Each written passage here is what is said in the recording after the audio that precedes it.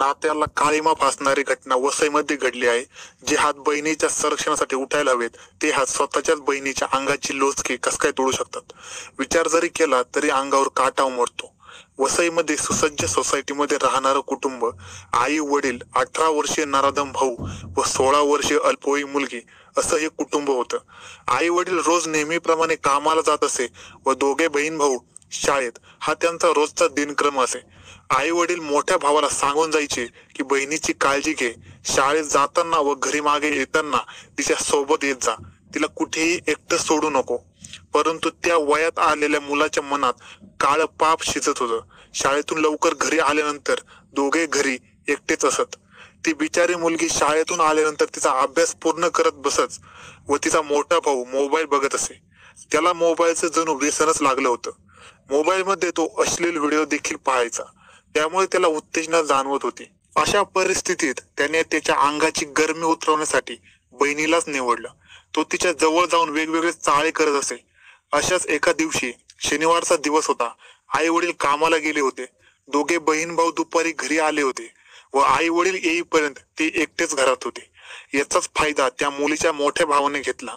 तो तिला अंगावर स्पर्श करू लागला, परंतु मुलीने तिरस्कार केल्यानंतर तिने रागात येऊन ओढणीने त्या मुलीचे हातपाय बांधले व अशा स्थितीत तिच्यावर लैंगिक अत्याचार केला. तिने आरडाओरडा करू नये म्हणून त्याने तिच्या तोंडात कापडाचा बोळा कोंबला व सर्व झाल्यानंतर तिला धमकी देखील दिली.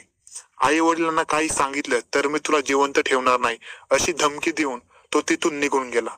ती मुलगीही घाबरलेली होती, त्यामुळे तिने याबाबत कुठेही काही सांगितले नाही. परंतु त्यानंतर तिच्या मोठ्या भावाचं धाडस वाढलं होतं. आता तो अशा वेळेची वाटच पाहत असे व तो वारंवार ही घटना आता करू लागला. ती मुलगी या सर्वाला कंटाळली होती, म्हणून ती थोडे दिवस तिच्या मामाकडे जाण्याचा निर्णय घेते व त्यानंतर मामाच्या घरी गेल्यानंतर थोडे दिवस चांगले गेले, परंतु तिथे तिच्या मामाची तिच्यावर वाईट नजर पडली. तिच्या मामानेही तिच्यावर झोपेत असताना जबरदस्ती लैंगिक अत्याचार केला होता. ती ओरडू नये म्हणून हाताने तिचे तोंड दाबून तो तिच्यावर जबरदस्ती करत असे. हा प्रकार वारंवार होत असे, कधी तिचा मोठा भाऊ तर कधी तिचा मामा.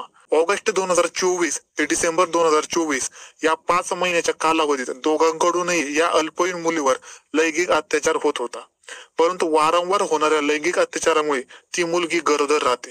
ही बाब जेव्हा तिच्या मामाच्या लक्षात येते तेव्हा तो तिला मुंबईमधील ग्रँड रोडच्या एका दवाखान्यात घेऊन जातो व तिथे तिचा गर्भपात करतो.